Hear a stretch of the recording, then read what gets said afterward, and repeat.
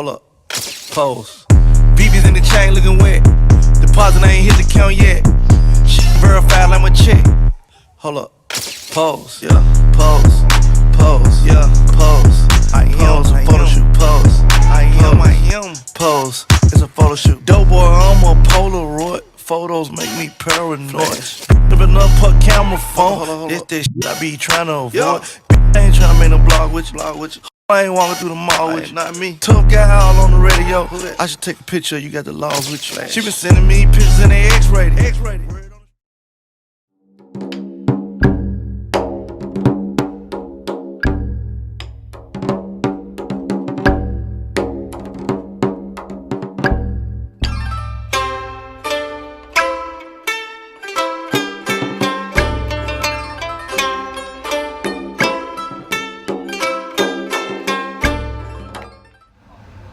Hey Yellow Jackets, it's Pete Windorf coming to you from a sleeper train. Tonight we're going to take a train all night long, all the way to northern Vietnam, right near the Chinese border, to a town called Lo Cai, and then we're going to take a taxi to Sapa. Sapa is like a very famous, beautiful mountain region where we're going to stay with a Hmong family at a homestay. So they're an ethnic group in northern Vietnam. We're really excited. Tonight's our first time in a sleeper train, first time sleeping on a train. We'll see you tomorrow morning in Sapa.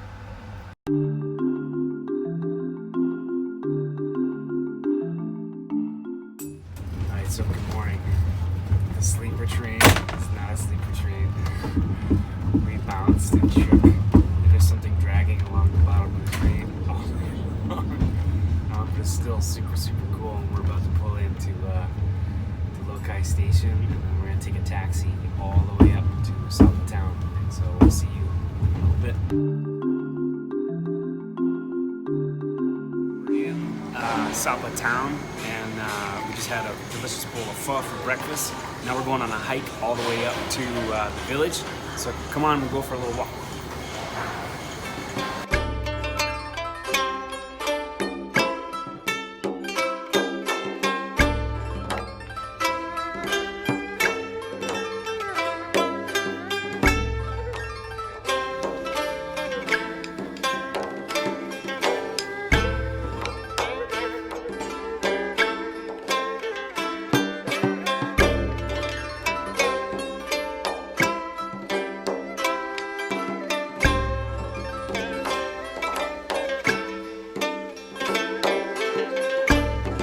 So I don't know if you can see all around here in this whole valley is terraced agriculture. So basically what the indigenous people of this region are doing is they're growing rice and corn and indigo and different crops, but they're growing them on these terraces that go up these steep mountainsides, so they can make the maximum use of the land and also hold the water that's needed to grow the rice. Harvest was in August, so all these fields right now they're still growing plants. Right now they're growing indigo, but the rice season is over. But this is Sapa, and it is absolutely beautiful.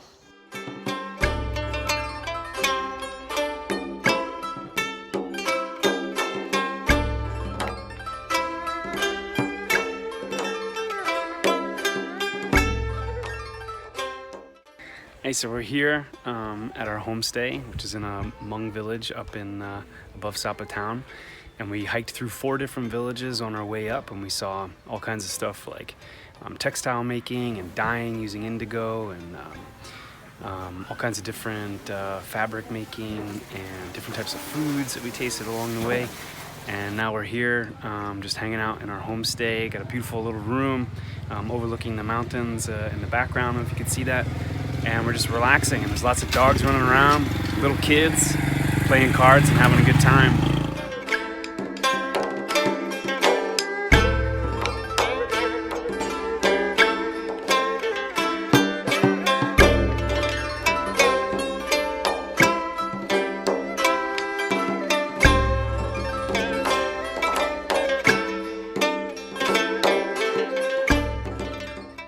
everybody, so we're back in south of town. Just to recap, we took the overnight train, the sleeper train from Hanoi to south of town. Then we took a 5-hour trek and walked all the way down through the valley to a Hmong village. Stayed in a Hmong homestay with Miss Wang and her son Ming and her family. They took really good care of us, fed us delicious meals, we made some friends, it was fantastic. Hiked out to a waterfall today, and then just came back into south of town. And now we're gonna get some food and take a sleeper bus. So I've never been on a sleeper bus before. It's got chairs that totally recline. It's a double-decker bus, and it'll take us all the way back to Hanoi. So thanks for watching the Windorfs in Vietnam, and we'll see you later. Peace.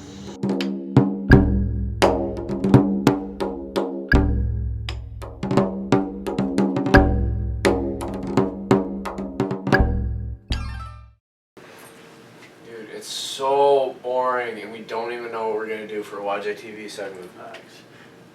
Yo, on the plus side, I'm pretty sure that hot new sportscaster's on. Really? Yeah, you wanna watch? Yeah. Let's go.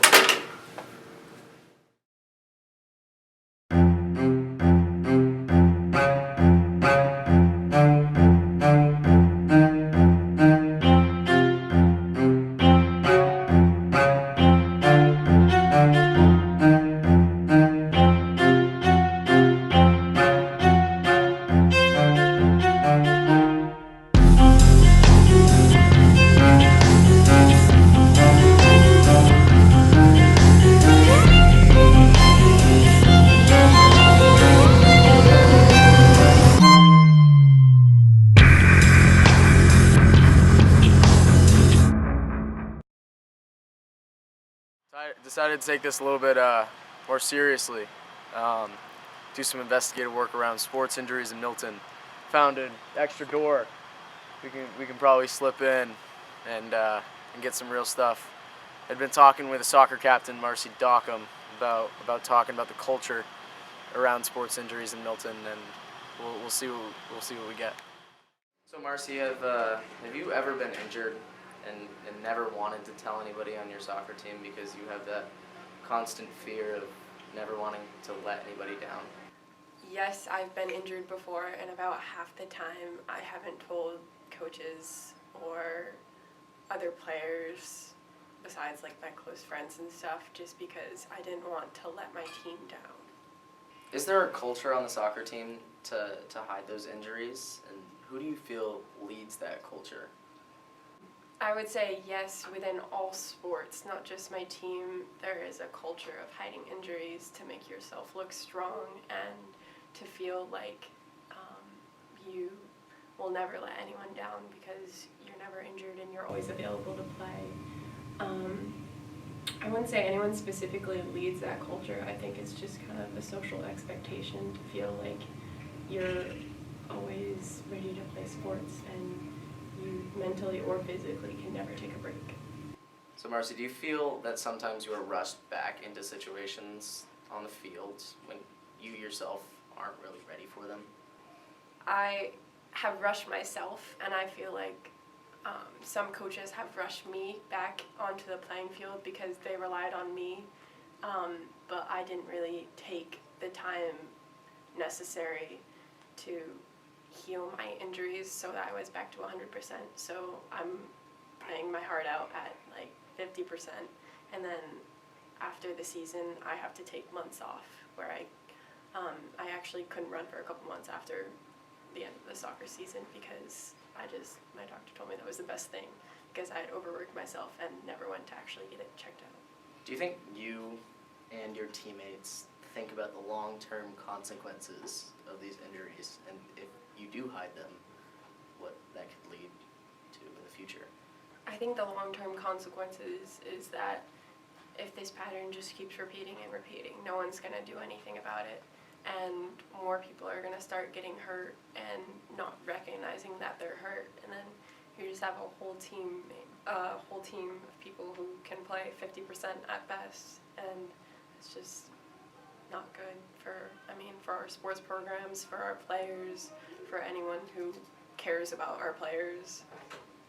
Do you ever feel that you need to talk to somebody about being injured and taking more time away, like an AD, for example, or or a coach, just to tell them that you're not ready for those kinds of situations? You actually want to do the opposite as a player, and you want to not go see your AD or your coach, because that's just sort of kind of an expectation. You don't want to kind of admit defeat and admit that you are hurt and you can't play, because you'll disappoint them and you'll disappoint your teammates and yourself. Awesome. Thank you. Thank you very much. Thank you for watching 5 for 5 with Brennan Cross. This has been Over the Edge.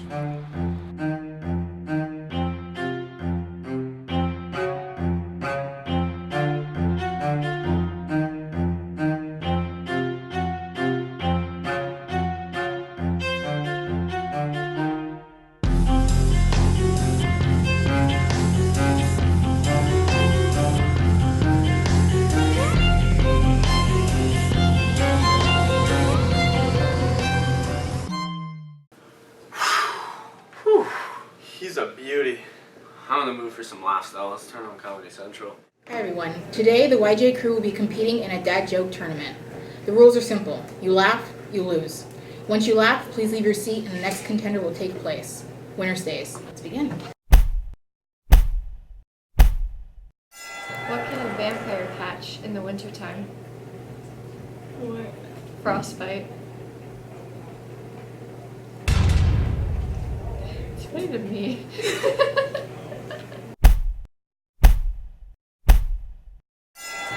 What is Forrest Gump's Wi-Fi password?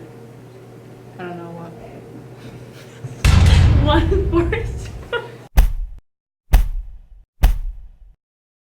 Did you know that French fries aren't actually from France? They're made in Greece. No. A man walks into a bar. Ouch, he says. His insurance company won't cover the repairs. Oh, The yeah. repairs? What do you call a dog that can do magic? What? A labracadabrador. Great. Why do chicken coops have 2 doors? Why? Because if they had 4, it'd be a chicken sedan. Renee, you're out. He smiled! Hold on! What do you call a deer with no eyes? No idea. My demand dropped his ice cream. Sam, you're out. Where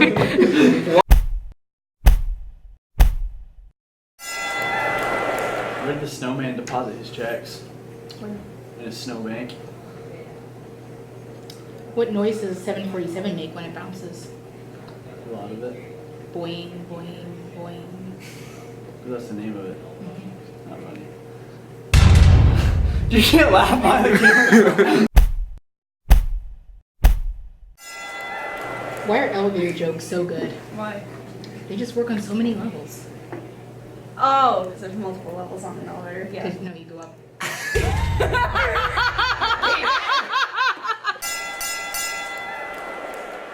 Final round.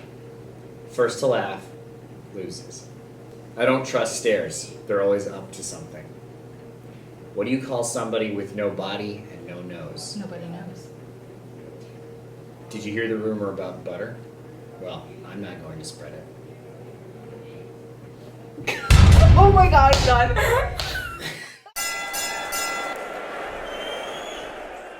I have no clue what to watch. We can see if Annika or Drew have any more recommendations for us. Yeah, let's do that.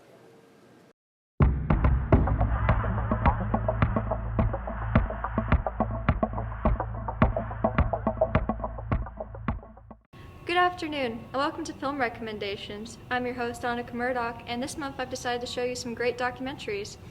My philosophy is, if you're going to procrastinate, might as well learn something new. These first documentaries are available on Netflix. This is the Pixar story. This isn't just about Pixar.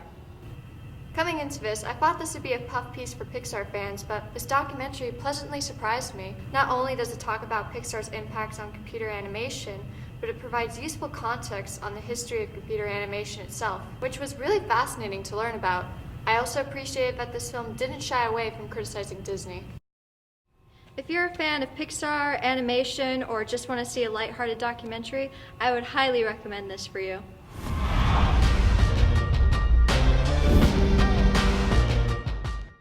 I'm not going to tell you what to eat, but this documentary sure will. The Game Changer centers around James Wiltz, a professional mixed martial artist and elite special forces trainer. This documentary is about his travels around the world, meeting professional athletes, physicians, professors, and scientists about the benefits of a plant-based diet. The documentary shows how a plant-based diet can be extremely beneficial for people. Not only will it lower cholesterol, but it can give people more energy, quicker recovery time, and even a lower risk for heart disease and cancers. The man himself, Arnold Schwarzenegger, is also in it, which is just a great bonus. Try giving this documentary a shot. It may change your life for the better. The next documentary is available on Amazon Prime. Since you've walked away, I just can't deal with this. Hey kid, feel like crying? This documentary is perfect for you. I'm not gonna lie to you, this is a difficult watch. You will cry. You will be angry. You'll curse the world. I don't want to give out exactly what happens. I think it's better to come into this film blind, but be prepared to shed a tear. That was a rough one. Let's transition into something a bit more upbeat. This next documentary is available on Hulu.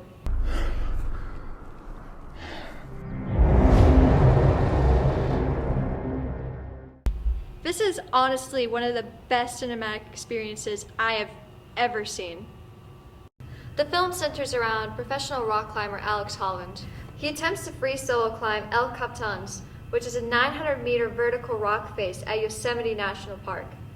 To repeat, he climbs a 900-meter vertical rock. No rope, just his body. If he falls, he falls.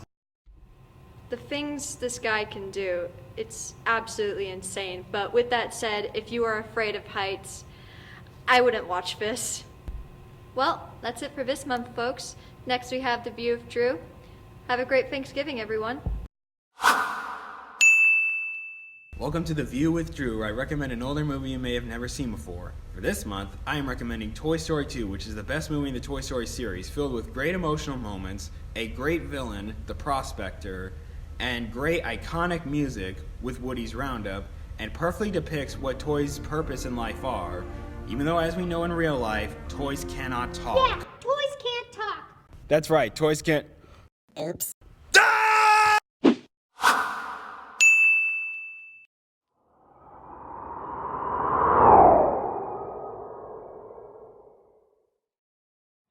So the facilitator training is aimed at teaching students how to have difficult conversations, how to create an environment and where you can call people into a conversation rather than call them out on something, particularly around difficult topics like race.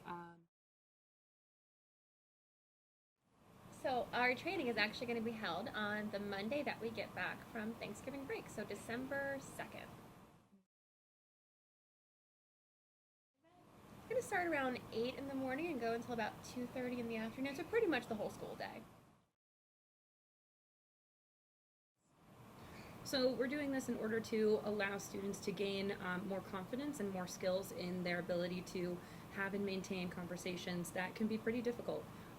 So oftentimes when we have conversations or discussions around race, it turns into a calling people out moment instead of a calling people in to kind of talk about it, learn more about their own thinking. So we're hoping to help students gain the skills to call people in on these issues. Yeah, we're really looking for some student leaders that can show up and help the school and the students here sort of change the climate towards the better. And as you mentioned, calling out, for those of you that never heard that term before, that's like really just like labeling people or making it very aggressive and like, no, you can't do that, you're wrong. And while the action may be wrong, doing that doesn't really facilitate a conversation. It just kind of stops the conversation. Whereas if you have the tools to call someone in, you can engage and inquire and try to get to understand where people are coming from with the hopes of getting them to understand where you're coming from.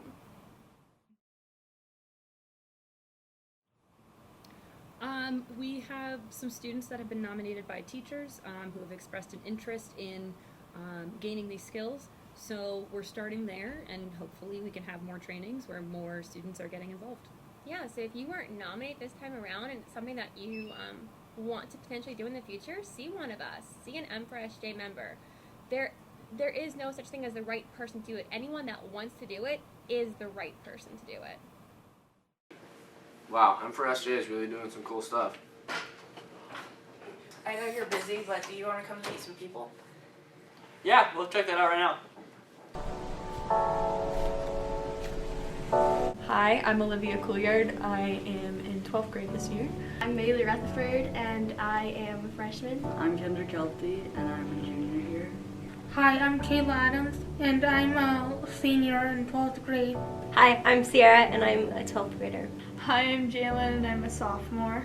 My name's Nate Pepin. I'm in 9th grade. I'm a freshman. I am Haley Dupont, and I am a junior here at Milton High School. Hi, I'm Alex Landry, and I'm a senior at Milton. Hi, I'm Cassandra Parentoni, and I'm a new teacher this year at Milton. I'm a cadet with Milton Rescue, and I'm also the editor-in-chief of the Blue and Gold, which is our school's newspaper. I'm big into acting. I dance. I'm in drama. I'm playing basketball this winter, and I'm in NHS and yearbook. I play lacrosse in the spring. I do chorus. I do a select singing group. I definitely do dance outside of school. I do a lot of sports like baseball, basketball, and golf. I like basketball, definitely cheerleading. I do the D&D club. Does that count? I work at Spare Time. It's the best job in the whole world. I'm hoping to get into Champlain College for Criminal Justice and climb the ladder as a police officer and soon to be a criminal investigator one day. I really want to actually go to Germany for the year, do an exchange program. I'm looking forward to the senior privileges every day. Less classes. Probably maybe a game warden. My dream career is to be a guidance counselor or a therapist. I want to go to St. Mike's and be an elementary education major, and I want to be a teacher. Basically, I'm open here, so if you ever see me in the hall and need to talk, just let me know, and I'll be there for you. Gotta practice somehow. I am on the fire department as a cadet, trained in first aid, CPR, and AED. I own 20 snakes. I worry about everybody. Like when people are upset, I am concerned. I'm learning Latin. I am energetic 100% of the time. Okay, I'm 22 years old. I graduated from UVM in May of this year, so fresh out of college. I'm double jointed.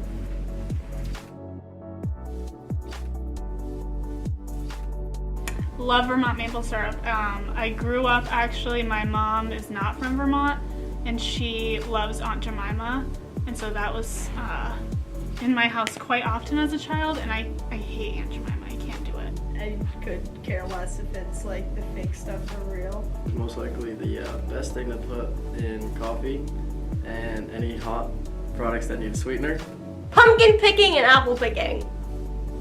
Probably hunting season and Halloween, Thanksgiving. Bringing all of my family and some friends up to the old bingo hall and senior center, and where you rent that out and just have a giant Thanksgiving party. Yeah, so for Thanksgiving, my family all comes together at my grandfather's house, and we all put up a bunch of tables, and we eat in one kitchen that is way too small for everybody.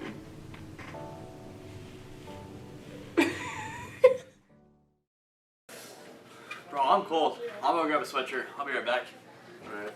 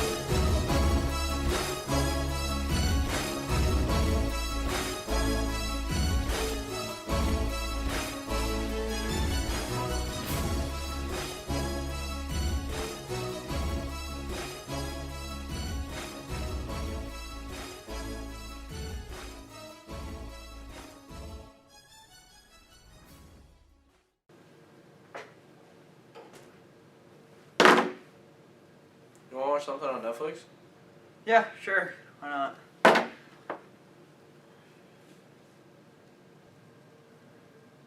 Yo, what about this? Do I go up and face the mountain lion, or do I take my chances with the abyss? Obviously, you would go up, face the mountain lion. Definitely go down and don't face the mountain. No, you won't. What if you're gonna fall down that huge jump cliff? down, bro. You jump Why down. would you big jump down? Why wouldn't you? Because he's gonna die. I would totally survive in the wild better than you would. You definitely wouldn't. Bet. Let's go. Fine. Shoot, we need rules. Deal.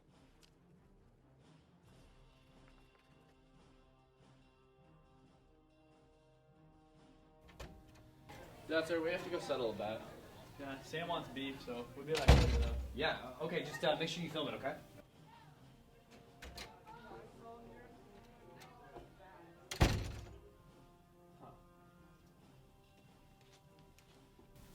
Hey, Samantha. Yeah, Can you take this, follow those guys? I'm just a little worried about them. sure. Thanks.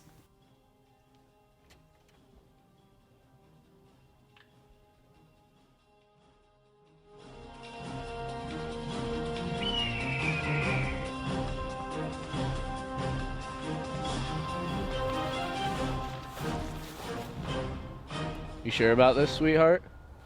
I sure am. 1 hour later.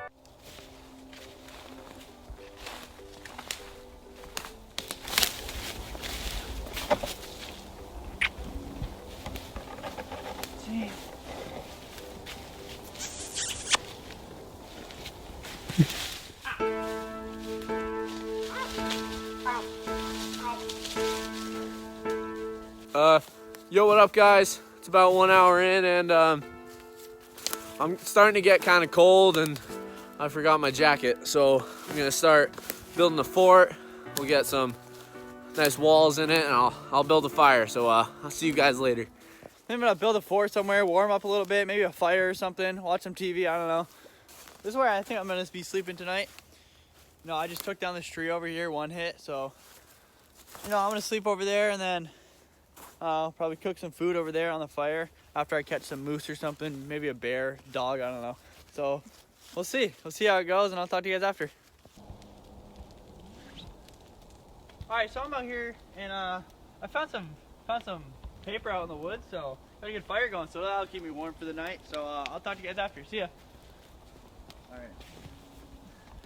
Hey guys, welcome back. This is my shelter for the night. I'll be sleeping down here. I'll use this as a nice pillow, but I'm feeling really good. Like, we're probably 2 hours in, and I could be out here all week. Like, honestly, this is my element.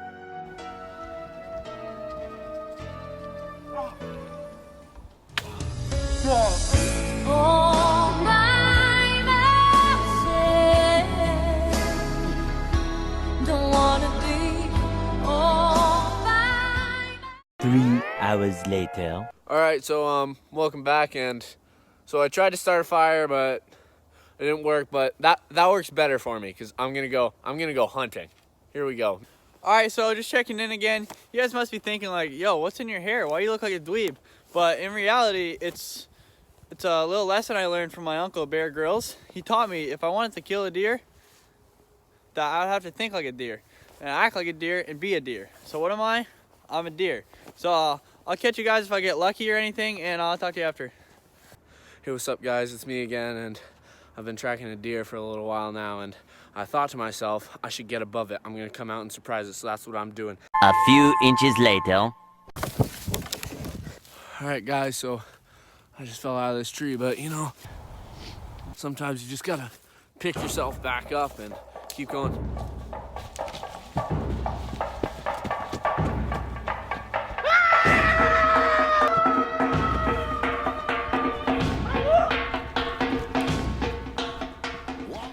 Oh, man.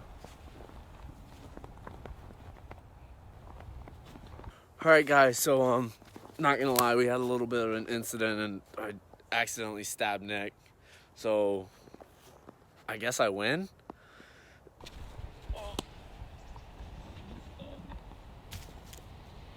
Come here, man. I got you. I got you.